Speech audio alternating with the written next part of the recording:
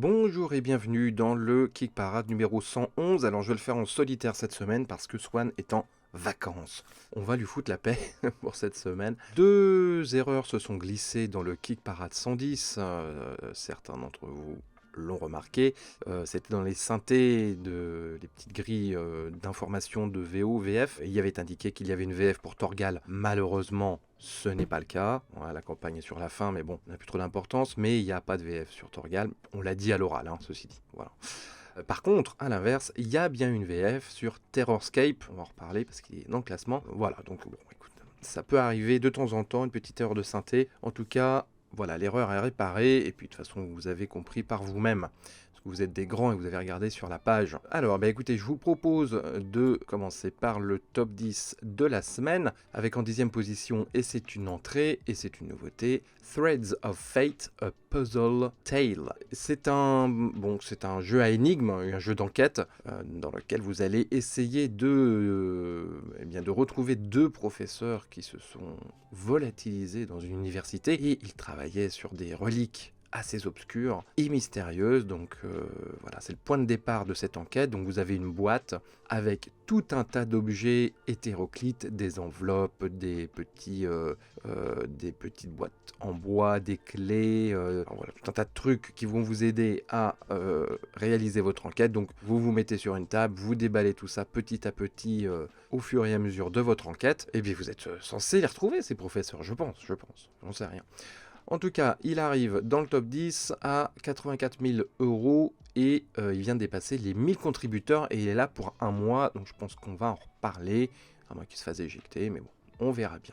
9e place, c'est Crime Unfolds, encore un jeu d'enquête, 123 000 €, 1284 contributeurs, il reste une dizaine de jours, on l'avait évoqué il y a 2 semaines dans les nouveautés, et il fait enfin son apparition dans le top 10, donc c'est un jeu d'enquête, alors un peu plus, on va dire, ludique ou tape à l'œil, hein, selon, que le précédent, puisque là vous allez évoluer dans un décor de vieilles maisons en 3D, donc c'est un jeu en pop-up, donc c'est le nom du jeu, hein, Pop-Up Crime, et donc il va falloir retourner les meubles, trouver des petites cachettes secrètes. On avait déjà nous un peu questionné la rejouabilité du jeu, alors ils insistent sur la page, parce que évidemment je pense qu'on n'est pas les seuls à demander, ils indiquent qu'il y a beaucoup de rejouabilité, bon à part le tester par soi-même, je vois pas trop comment on peut vérifier. Il y a une VF pour ce jeu, donc si ça vous branche les enquêtes dans des décors pop-up, eh bien je crois que vous savez ce qu'il faut faire. Et en 8e place, en parlant de manoir, ça fait une transition parfaite puisque on a également une entrée, c'est Weirdwood Manor. Donc un jeu qui peut se jouer en solo, parce que c'est un jeu coopératif, dans lequel vous allez, pareil, hein, comme le jeu précédent, vous promenez dans un grand manoir à la recherche, pas à la recherche, pour combattre des gros monstres. C'est un plateau circulaire avec des arcs qui se tournent selon les heures de la journée. Donc il y aura certaines pièces qui seront ouvertes ou fermées selon les heures. Vous allez avoir des petits scarabées qui vont envahir petit à petit, qui vont vous donner des malus. Et vous avez un personnage asymétrique. Et donc l'action de ces monstres, hein, puisque les PNJ vont être des monstres, ça va être de détruire ou tuer la fameuse Lady Weirdwood. Et donc il va falloir tout faire pour l'en empêcher. Donc il y a du draft de cartes, du déplacement de standees sur le plateau. Alors le plateau il est à la fois très malin, mais en même temps il est un petit peu fouillis, je trouve. À savoir qu'il y a beaucoup de choses qui bougent, il y a beaucoup de couleurs, beaucoup de symboles. Donc je pense que c'est un peu intimidant quand c'est sur la table, hein, ce plateau. Je sais pas si c'est toujours super lisible. En même temps, la mécanique a l'air super bien pensée. Et je pense qu'en coop, ça doit plutôt bien marcher. Weirdwood Manor, c'est une licence en fait, hein. Ça existe déjà, il me semble. Il y a une application, il me semble, un jeu d'application et encore d'autres choses. Donc c'est une licence qui est relativement connue. C'est peut-être pour ça qu'il démarre bien. D'ailleurs, il a 125 000 €, 1766 contributeurs. Il est là pour 20 jours. Vous pouvez l'essayer sur Tabletop Simulator. Et voilà, donc c'est un peu le jeu gothique coopératif de la semaine. En 7e place, c'est une entrée également. Alors c'est pas vraiment une nouveauté, c'est Teotihuacan, City of Gods, mais c'est la version Deluxe. Donc voilà, donc c'est un jeu qui a enfin quelques années, oui, il est pas si vieux que ça d'ailleurs, hein, je crois qu'il doit avoir 1 an, quelque chose comme ça. Donc c'est une gestion de civilisation précolombienne. Il en a 281 000 euros, 2299 contributeurs, il est là pour 20 jours. Alors c'est plus qu'une customisation, alors ils ont changé quand même beaucoup de choses dans les éléments, hein. Vous avez des ressources en bois, vous avez des nouveaux meeples, des nouveaux dés. Alors il y a beaucoup de bois, hein, il y a peu d'utilisation de plastique, ça c'est plutôt pas mal. C'est surtout du bois, mais il y a aussi tous les plateaux joueurs qui ont été repensés, le plateau central. Donc c'est plus qu'une recustomisation, c'est vraiment une nouvelle approche du jeu pour certainement avec tout ce que les joueurs au fil des mois ont rapporté au créateur ou à l'éditeur, et donc ils ont réfléchi à ça et donc ils ont repensé la chose pour que ça soit encore plus pratique sur la table. Il y a aussi des nouvelles illustrations, hein, et vous allez avoir avec tout ça, il y a une petite extension, hein, qui s'appelle Expansion Period, avec un petit plateau à part. Vous avez des nouveaux prêtres, vous avez des cartes promo, enfin bref, je pense que effectivement quand on est fan du jeu, c'est difficile de pas craquer. Après, quand on est extérieur au jeu, moi je l'ai jamais essayé, je sais que c'est un jeu qui fonctionne très bien, qui a eu un très beau succès. Est-ce que on va vouloir directement acheter le jeu Deluxe pour une première expérience? Je ne suis pas sûr. Donc je pense que ça s'adresse plutôt aux joueurs qui y jouent très souvent, et eux forcément ils vont craquer, c'est évident, parce que c'est vrai que la recustomisation du jeu a l'air plutôt très réussie, quoi. C'est très appliqué, et en plus ça gagne en gameplay parce qu'ils ont fait des choses plus pratiques. Il y a des rangements, il y a beaucoup d'add-ons, hein. Vous pouvez prendre en plus des petits tapis néoprène, etc. Donc il y a vraiment là, ça me rappelle un peu Terraforming Mars quand ils avaient, c'est le genre de jeu où on peut customiser à l'infini, parce qu'il y a toujours des améliorations à faire, et il y a toujours des fans hardcore qui sont prêts à investir dans leur jeu parce qu'ils y jouent souvent, et ils l'aiment d'amour. Et donc voilà, ça c'est le genre de jeu qui peut pendant très longtemps apporter de nouveaux éléments sur la table. 6e place, eh bien c'est Terminus, le jeu de gestion de métro qui gagne 3 places cette semaine. Alors, qu'est-ce qu'il y a de nouveau? Eh bien, il y a un mode solo qui vient d'arriver et des composants de luxe. On en parlait avec le jeu précédent. Là, ils ont eu l'intelligence d'attendre un certain palier avant de proposer les composants de luxe. Ils ont d'abord voulu assurer le financement de leur jeu, avoir une base solide de financement avant de se lancer dans des promesses un petit peu bling bling. Donc là, ils en sont à 136 000 euros, 2775 contributeurs. C'est la dernière semaine. Donc là, ils se sont dit qu'il était temps de proposer les composants de luxe à ceux qui veulent, et surtout un mode solo qui arrive, et ça évidemment les gens y sont très très sensibles. Le solo, ça marche beaucoup. 5e place, c'est Explore It, c'est la 3e fois qu'on en parle, donc ça va être très court. Il en est à 411 000 $, et c'est sur GameFound, hein. 2880 contributeurs, ce sont les tout derniers jours, ça va se terminer en début de week-end, donc il y a de bonnes chances que lorsque vous voyez cette émission, il ne soit déjà plus sur GameFound. En tout cas, c'est un très beau succès pour ce gros jeu d'aventure, hein, qui est, on l'a répété, assez, je pense, hermétique pour les nouveaux joueurs. C'est pas évident de s'y plonger parce que ça a l'air complexe, il y a beaucoup de choses, et donc pour attraper le train en marche, c'est pas évident. En tout cas, Explore It, je pense qu'on va le revoir parce qu'avec une campagne aussi réussie, il y a de très bonnes chances pour qu'il continue d'explorer ce monde avec des nouveaux livres. Donc c'est comme on l'a dit, un X-crawler ou un land crawler, un jeu très bac à sable dans lequel vous allez explorer toute une région et y faire des aventures. Donc évidemment, vous avez une quête principale, j'imagine. Ça se trouve dans des bouquins, hein, c'est carrément des bouquins un peu comme des campagnes de jeux de rôle. Sauf que là, c'est finalement un jeu de plateau. Alors on est dans l'hybride évidemment, hein, parce qu'on peut améliorer ses personnages entre les aventures. Donc ça fait partie de ces jeux un peu hybrides. En tout cas, ça a l'air très cool. Pas de VF pour l'instant, et je vois pas trop comment il peut y en avoir parce qu'il y a tellement de traductions. Ça coûterait une fortune. Mais en tout cas, c'est vrai que ça a l'air chouette. 4e place, eh bien c'est Terrorscape qui gagne 3 places. Et ben moi j'aurais pas parié un copec sur ce jeu, hein. Quand il est arrivé en nouveauté, ça avait l'air sympa, mais je me suis dit bon, il n'y a pas vraiment de raison qu'il rentre dans le top 10. Et ben il est 4e ce jeu, il en est à 436 000 euros, 3136 contributeurs, donc le jeu a su convaincre et charmer. Et il est là encore un mois, alors là ça va être un peu dur parce que là ils vont quand même rentrer dans le désert de la campagne. 30 jours, moi je pense que c'est beaucoup trop pour un jeu comme ça. Alors là, ils ont multiplié tous les add-ons et les composants. Vous avez tout un tas de tapis néoprène qui ont fait leur apparition. C'est très joli, très beaux composants. Il n'y a pas de problème. Mais alors, je vois pas comment ils vont tenir 30 jours à un moment donné.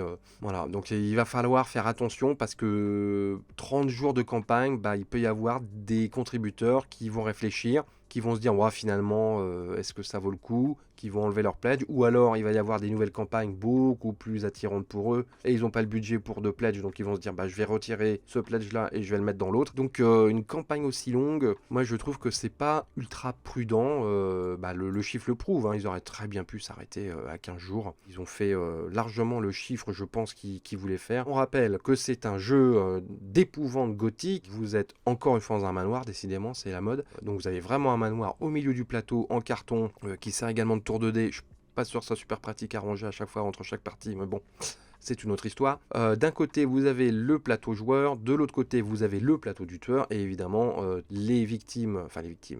les survivants vont essayer d'éviter le tueur va essayer de retrouver les survivants. Tout ça, c'est un peu un jeu de chat et de souris. Voilà, alors après, est-ce que... Bon, c'est toujours le problème avec ces jeux de poursuite. Est-ce que c'est pas trop long? Est-ce que le joueur qui fait le tueur va pas attendre des plombes que les joueurs d'en face jouent?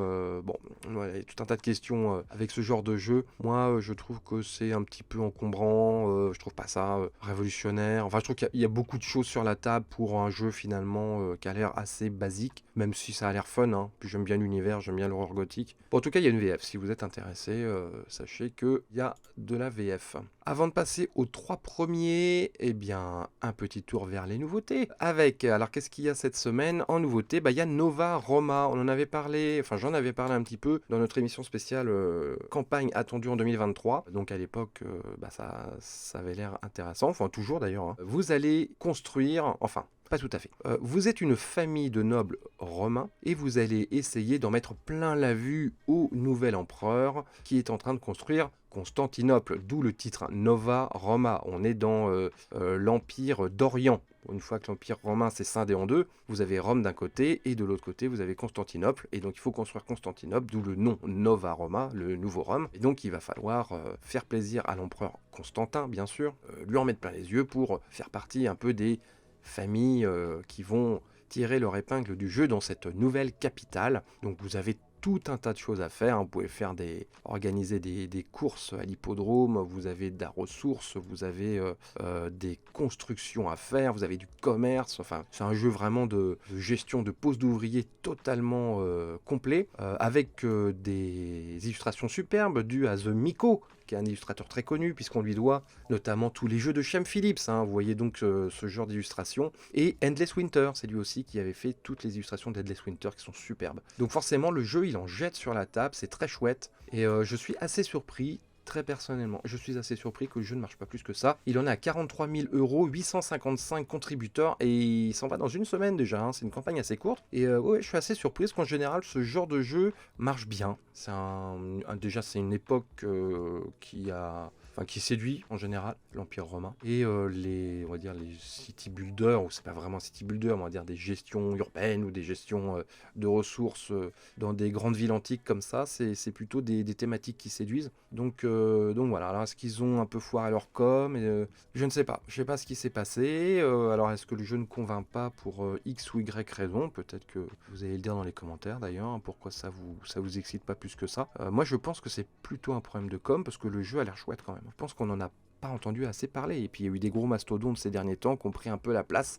Et peut-être qu'ils auraient dû attendre une période un peu plus creuse pour lancer ce jeu.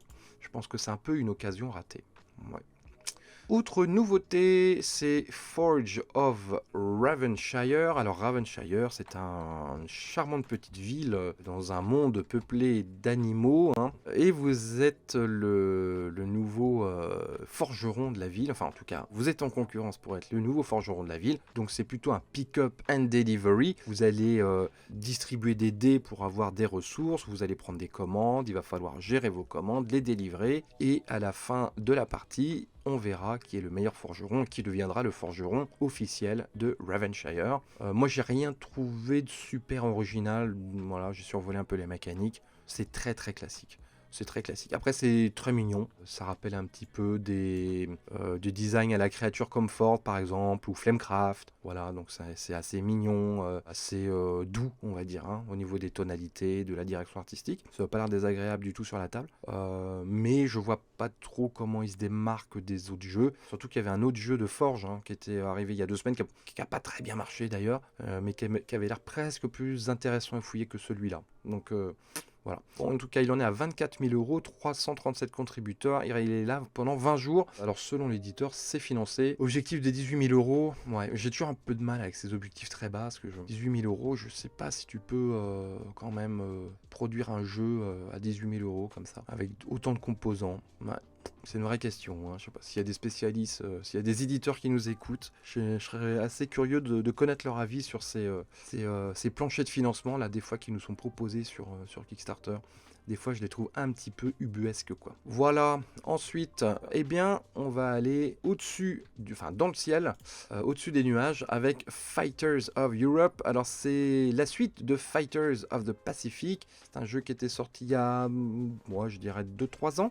C'était un Kickstarter, on en avait parlé à l'époque. Il était sorti chez Don't Panic Game en boutique, et c'est un jeu de guerre aéronautique pendant la Seconde Guerre mondiale. Donc là, on n'est plus au-dessus du Pacifique, mais on est au-dessus de l'Europe, comme son nom l'indique. C'est un jeu français, et c'est un jeu que j'avais essayé à l'époque, Fighters of the Pacific, qui m'avait plutôt séduit parce que c'était vraiment un jeu complet, presque de figurines, un peu comme... alors c'est pas X-Wing parce que c'est la version spatiale, mais il y avait un autre jeu fait par Ares, l'éditeur italien, et j'ai complètement oublié le nom, c'est Wings of quelque chose. Donc c'était vraiment du wargame aérien avec des figurines. Donc là c'est un peu ça, mais en version un peu simplifiée. Et donc moins cher, forcément. Et ça c'est plutôt agréable. Et le jeu fonctionnait bien. Vous avez par exemple vos tuiles d'avion que vous pouvez retourner pour faire le changement d'altitude. Ce qui est plutôt malin. Et ça marchait bien. Ça c'est assez rapide. Vous avez des missions. Et donc vous avez un certain nombre d'avions qui vous est donné au début. Vous avez des missions. Et voilà, après il faut fighter. Chaque avion évidemment a ses propres caractéristiques. Enfin tout ça, voilà, c'est comme un wargame en fait. Et je me souviens qu'il y avait des jolies cartes. Là ça a l'air de continuer. Alors Fighters of the Pacific c'était plutôt de la flotte avec des îles. Là on est au-dessus de l'Europe, donc il y a beaucoup de champs, de campagnes. Et le jeu était plutôt bien produit, simple, mais bien produit quoi. Et voilà, donc vous avez un wargame aérien pour pas trop cher. Celui-là, il est le truc de base, il est 45 euros. Voilà, vous avez un wargame aérien pour 45 euros. Je trouve que c'est très honnête. Et vous avez plein de petits add-ons. Et alors, ça fait plaisir, mais bon, c'est parce que c'est un jeu français. Mais vous avez une extension sur les avions français. Parce que dans les wargames de Seconde Guerre mondiale, à chaque fois, les Français sont oubliés, comme si on s'était assis en sifflotant pendant que l'Allemagne nazie nous envahissait. Bien sûr, ça c'est la légende anglo-saxonne, qui veut que l'armée française n'ait rien foutu, mais ce qui est loin de la réalité, et ça m'agace un peu, ça m'agace toujours d'ailleurs. Et bien là, il y a un add-on avec l'aviation française, qui était bien inférieure à l'aviation allemande, on l'a vu, mais en tout cas, qui existait, et donc ça fait plaisir. Et il y a aussi une ou deux autres petites extensions, donc il y a vraiment un jeu complet avec ce Fighters of Europe. Moi, sa précédente version donc, m'avait séduit, comme je vous l'ai indiqué. Alors, est-ce que celui-là sortira en boutique chez Don't Panic Game? Je n'en sais rien. Je sais pas si le premier avait marché en boutique, j'en sais rien. Donc à voir. Ça vient d'arriver également, le nouveau jeu de Youssef Fary, Berserkers. Alors on est toujours dans le même style qu'a fait le succès des jeux de Youssef Fary. Donc des cartes qui sont disposées sur la table, où on va naviguer. Là cette fois, on va poser du dé pour faire des actions. Le thème c'est, vous allez piloter un peu 3 Berserkers, d'où le titre du jeu, qui vont combattre une armée des ténèbres dans un royaume fantastique. Et donc voilà, et donc ça s'épaissit un peu par rapport, je trouve, aux autres jeux de... Enfin, je sais pas qu'ils étaient simples, pas du tout, mais j'ai l'impression qu'il y a plus d'actions à faire dans ce Berserkers, parce qu'en plus de la quête principale, vous avez beaucoup de quêtes annexes, et vous pouvez choisir au début de la partie d'en mettre entre 4 et 12, ce qui fait 4000 possibilités de départ de jeu, c'est ce qui est marqué dans la petite présentation, qui donne une rejouabilité plus que correcte, et comme d'habitude, ça a l'air très cool, quoi. C'est du solo, évidemment, solo uniquement, et ça a l'air malin, efficace. Je crois que de toute façon, Youssef Fary, il a trouvé une une formule, mais sans être redondante. C'est-à-dire qu'il arrive à avoir un schéma, on arrive à reconnaître un jeu de Yosef Fares, mais il arrive toujours un peu à se renouveler, à prendre des détours, à ajouter des choses. Là, ce Berserkers, il a l'air très sympathique, très bien, ça a l'air cool. Et d'ailleurs, c'est un succès immédiat, il en est déjà à 800 contributeurs, alors que le jeu il est arrivé il y a moins de 24 heures, donc c'est d'ores et déjà un très très beau succès. Et la preuve qu'il fait des bons jeux, c'est qu'à chaque jeu, il arrive à faire plus sur Kickstarter, donc il a une très bonne réputation. En plus, il rend ses jeux à l'heure, voire en avance, donc ce qui est quand même assez rare dans ce milieu, on va dire. Et voilà, en tout cas, il est là pour une vingtaine de jours, donc il y a largement de quoi regarder la page, regarder des vidéos de gameplay et faire son choix. En plus, le jeu, comme d'habitude, est pas très cher. Donc voilà, c'est encore un nouveau bon plan. D'ailleurs, il y a déjà un des pledges qui est épuisé, le pledge le plus cher, dans lequel ils vous vendent aussi Black Hole. Black Hole qui est quasiment devenu un jeu culte, comme The Road. Moi, j'ai The Road de Yosef Fares. J'ai été halluciné. J'ai regardé par curiosité dans les sites de seconde main, comme on dit, et il est revendu très très cher. Donc voilà. Donc si vous voulez investir dans des jeux, si vous voulez voir l'aspect cynique des choses, l'investissement dans les jeux de Yosef Fares est très bon. Et sinon, si vous voulez juste jouer, c'est très bon aussi. Donc dans tous les cas, vous êtes gagnant en pledgeant ce Berserkers de Yosef Fares. Enfin, moi, c'est mon avis. Voilà. Et enfin, dernière nouveauté de la semaine, c'est sur Game on Tabletop que ça se passe, et c'est Return to Dark Tower qui est proposé par Lucky Dog Games. Alors, Return to Dark Tower, vous avez une vidéo du troll savant qui est en ligne depuis une semaine, sûrement, enfin si vous avez les notifications, vous l'avez certainement remarqué. Donc ce jeu, on nous l'a envoyé dans la version originale, puisqu'on a fait cette vidéo en partenariat avec Lucky Dog Games. On a dit en toute transparence au début de la vidéo. Donc c'est une vidéo qui ne parle que du gameplay en fait, il n'y a pas du tout de review, donc j'en profite là pour faire la review de Return to Dark Tower. Donc Return to Dark Tower, c'est un jeu de 1981 en fait, qui a été repensé et relancé par la fameuse boîte d'édition de Rob Daviau qui s'appelle Restoration Games, à qui on doit notamment Unmatched. Unmatched, c'est un jeu du début des années 2000, un jeu Star Wars en fait, qui a été repensé et qui a redonné Unmatched. Donc voilà, c'est un peu la spécialité de Restoration Games, c'est de prendre des jeux un peu vintage et de les remettre au goût du jour. Donc là, ce Dark Tower se transforme en Return to Dark Tower. Le principe est le même, vous avez une énorme tour au milieu du plateau qui appartient à un seigneur du mal et qui va corrompre tout un royaume. Et vous êtes un dirigeant des 4 royaumes, le plateau est divisé en 4 royaumes, et il va falloir faire tout un tas de quêtes, combattre des monstres, vous avez des missions pour combattre cette tour.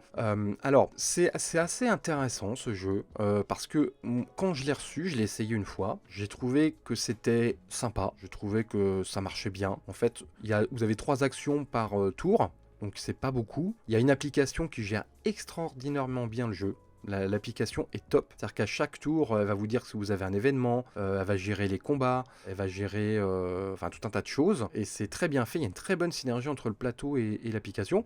Et j'avais fait la première partie, et je me suis dit, bon, c'est sympa, sans plus. Est-ce que ça vaut le prix que ça vaut? Parce que je savais que le jeu était très cher, et on va y revenir un petit peu plus tard. Est-ce que ça vaut cette immense tour en plastique qui est mécanisée, hein? Il faut savoir que la tour au milieu du plateau, c'est pas juste un ustensile décoratif, c'est un vrai élément de gameplay. Ça va vous recracher des crânes, les fameux crânes que vous mettez sur le plateau. À la fin de chaque tour, vous en mettez un dans la tour. Elle peut vous les recracher, donc ça symbolise la corruption. Elle peut vous faire apparaître des logos, elle peut faire plein de choses. C'est un bon élément mécanique du jeu. Et je me suis dit, bon, tout ça pour un jeu d'aventure finalement où tu peux faire 3 actions par tour, qui est assez simplé. Est-ce que ça vaut vraiment le coup? Et puis j'y ai rejoué 2 fois, 3 fois, 4 fois. Et en fait, plus vous y jouez, plus vous trouvez ça bien. En fait, le jeu, il a réalisé un petit exploit, je trouve, c'est de faire un jeu d'aventure simple. Il est simple, il est abordable, vous pouvez le faire avec vos gosses. À partir de 10 ans, c'est tout à fait faisable, avec des gens qui ne sont pas très jeux de plateau.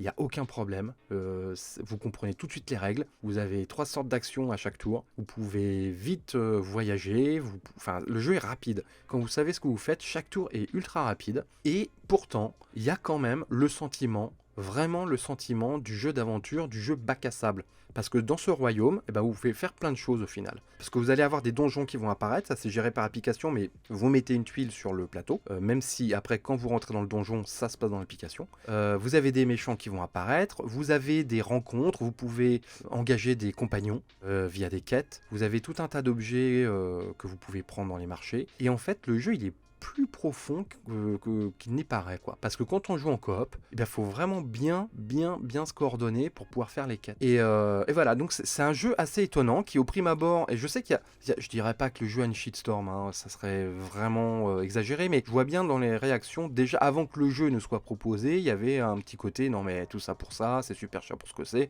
Et c'est vrai que le jeu est cher. Je pense que Lucky Duck Game en est très conscient parce que là dans le pledge, ils offrent un tapis néoprène avec, qui est un tapis sympa, parce que le plateau est assez grand. C'est vraiment le plateau en néoprène, donc c'est un assez gros néoprène, et il est offert dans le pledge. Je pense que c'est parce que ils sont conscients que le prix est élevé, surtout par les temps qui courent. Le jeu, il est à 159 €, 160 balles. Donc ça fait cher pour un jeu d'aventure, on va dire abordable, on va dire. Pour 160 €, vous pouvez avoir un gros jeu. Alors forcément, il y a 2 semaines, on a piqué une petite gueulante contre Cheap Theory Game et le prix exorbitant de leur Elder Scroll qui était à 200 balles. C'est pas pour vous dire que Return to Dark Tower c'est super cheap et qu'il n'y a aucun problème. Tout ça parce qu'on a fait une vidéo en partenariat avec Lucky Duck Game. C'est un jeu cher. Mais qu'est-ce qui est cher surtout ? C'est la tour au milieu. Forcément, la tour au milieu, c'est une grosse partie du prix. Donc ça, faut l'accepter ou pas. Mais au final, le jeu vaut son prix pour le gameplay. Après, si on cherche un jeu d'aventure, on va dire très expert, où on peut vraiment aller aux profondeurs des choses, faut pas vous attendre à un Gloomhaven, quoi. Voilà, c'est pas un Gloomhaven, ça reste un jeu de plateau. Mais c'est aussi sa force. C'est un jeu de plateau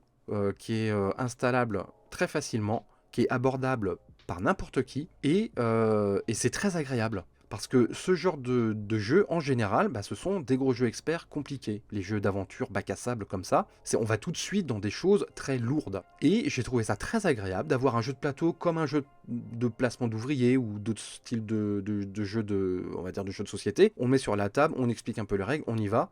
Et dans le domaine de l'aventure, il n'y en a pas tant que ça. Ou en tout cas, il n'y en a pas tant que ça qui arrive en même temps à donner le sentiment d'aventure et de profondeur d'univers. Donc là, moi je trouve que pour ça, le jeu, il est super. C'est vraiment, il arrive à joindre deux bouts qui normalement ne peuvent pas se rencontrer, et c'est très très bien pensé. Après, c'est un jeu de luxe. C'est un jeu de luxe, 159 € pour un jeu. Ça reste un jeu de luxe. Après, vous avez cette tour au milieu qui bouffe beaucoup de piles. Hein. Ça, il faut quand même être conscient. Hein. C'est que les piles, il y a 3 piles dedans. Ça fait 2-3 parties. Hein. Après, les piles, vous pouvez les changer. Donc, parce que forcément, la tour, elle fait beaucoup de choses. Elle s'illumine, elle fait du bruit. Donc, ça bouffe de l'énergie. Il y a aussi l'application qui prend une grosse part dans le jeu, même si elle est très très bien faite. Alors ça, je tiens à le dire, elle est vraiment très bien foutue. Mais je sais qu'il y a des personnes qui ne supportent pas les applications. Donc voilà, donc le prix plus le gros ustensile au milieu du jeu plus l'application, ça va en rebuter beaucoup, c'est évident. Mais par contre, le procès d'intention pour lequel le jeu serait hors de prix vu son gameplay, là je ne suis pas d'accord. L'ayant essayé plusieurs fois, je ne suis pas d'accord avec cette argumentation parce que le jeu, c'est un vrai jeu qui va durer, et c'est un vrai jeu où on prend du plaisir, et c'est un vrai jeu de coopération, d'aventure, bac à sable, qui a une profondeur, sans être une espèce de, on va dire, d'usine à gaz qu'on peut retrouver dans certains de ces jeux. Donc voilà, moi, je vous ai dit ce que j'en pensais en toute honnêteté. Après, c'est à vous de voir si vous voulez investir dans Return to Dark Tower. C'est sur Game on Tabletop. N'hésitez pas à regarder la vidéo qu'on a fait si vous ne l'avez pas encore vue, afin de regarder le plus près le gameplay, enfin les mécaniques générales. On n'a pas fait une partie en entier parce que ça serait trop long.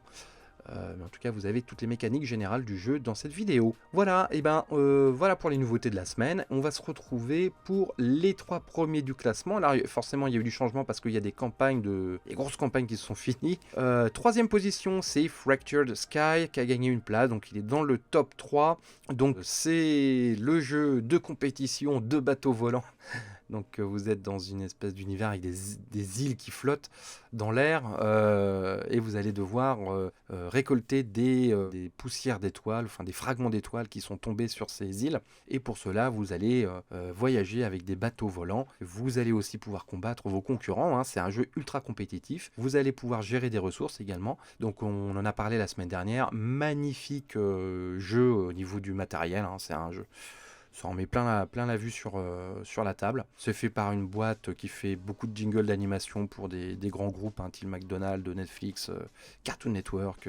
Donc voilà, c'est des gens qui savent y faire en design et en communication, ça, il n'y a pas de problème. Et donc le jeu marche très bien, puisqu'il a dépassé les 800 000 euros, hein, quand même, et les 7278 contributeurs. Donc c'est un très très beau succès pour Fractured Sky. Et il est là encore des jours, donc il y a quand même de la marge de progression pour ce jeu. Deuxième place, c'est Santorini Co-op and Deluxe Pantheon Edition, qui a eu un succès foudroyant, hein, dès qu'il est arrivé. Et là, il en est à 762 000 euros et il a dépassé les 8000 contributeurs. C'est sa dernière semaine. Donc Santorini, c'est ce jeu qui a quelques années déjà, hein, où il vous faut construire des petites bâtisses grecques à l'aide de vos ouvriers. C'est comme une espèce de jeu d'échecs en fait, assez rapide. C'est le premier qui arrive à construire, à mettre le dôme sur le 3e étage qui gagne d'un bâtiment. Là c'est pareil, c'est très très beau matériel, il y a un plateau absolument superbe en 3D. Et là ils ont surtout ajouté, ils ont fait de la recustomisation de matériel, forcément parce que le jeu a de quelques années, donc ils en ont profité pour faire des améliorations cosmétiques, on va dire.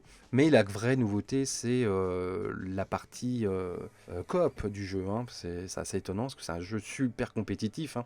Comme je l'ai dit, c'est presque un jeu d'échecs. Et ça s'appelle Riddle of the Sphinx, donc c'est une boîte à part dans laquelle vous avez un gros livre d'aventure. Sur chaque page, vous avez des missions, des énigmes, des défis à relever avec le même matériel, hein. C'est toujours les bâtiments, les petites figurines, donc il y a du matériel en plus, il y a des ponts, des choses comme ça. Et donc voilà, et donc ça plaît beaucoup puisque le jeu est désormais 2e de Kick Parade.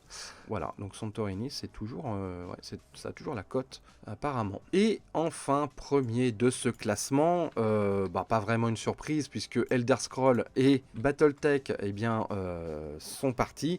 C'est Zombicide qui a pris la place, Zombicide White Death, 1 832 000 euros, wouh, 13 000 contributeurs, wouh. Et c'est la dernière semaine, donc carton plein pour Zombicide. Je crois que les mauvaises langues qui disaient que Zombicide commençait à lasser, malheureusement, je crois que, voilà, c'est pas le cas. Donc Zombicide White Death, c'est un peu une variation, hein, sur le Zombicide, puisque là c'est plus du tower defense, vous allez essayer de défendre les remparts de votre ville face à une invasion zombie. Donc il y a quand même des différences par rapport aux autres Zombicides. Ça fait 2 semaines qu'on en parle. Alors qu'est-ce qu'il y a eu de nouveau ? Figurez-vous que quelques heures après l'enregistrement de l'émission de la semaine dernière, évidemment, Community or Not a sorti un nouvel add-on qui est celui des Tortues Ninja. Donc voilà, donc vous avez une boîte avec des Tortues Ninja dans Zombicide White Death. Pourquoi ? What the fuck ? Je n'en sais rien. Alors évidemment, oui, on peut dire que dans White Death, il y a une thématique Asie. Je dis Asie parce que on ne sait pas vraiment si c'est japonais, chinois, mongolien, on n'en sait rien. C'est un peu un mélange de tout ça. Donc les Tortues Ninja, bon, ok, ça peut rentrer dans cette configuration, why not. Après, on est quand même loin des dieux, des mythologies de tous ces pays. Là, on est quand même dans la pure pop culture. Pourquoi pas, ça peut être un beau clin d'œil. Moi, je me demande quand même, alors j'ai peut-être tort, hein, j'en sais rien, mais je me demande si ces Tortues Ninja, là, c'était pas un jeu qu'ils ont développé à part, et puis que finalement qu'ils ont abandonné puis qu'ils l'ont foutu dans ce Zombicide en mode on a dépensé de l'argent pour les designs, il faut bien que ça serve à quelque chose, j'en sais rien, j'ai peut-être complètement tort, hein, j'en sais rien, mais ça fait un peu ça quoi, parce qu'on se demande les Tortues Ninja qu'est-ce que ça vient foutre là. C'est marrant, hein, ceci dit, avoir les Tortues Ninja dans un Zombicide, moi je trouve ça rigolo, hein.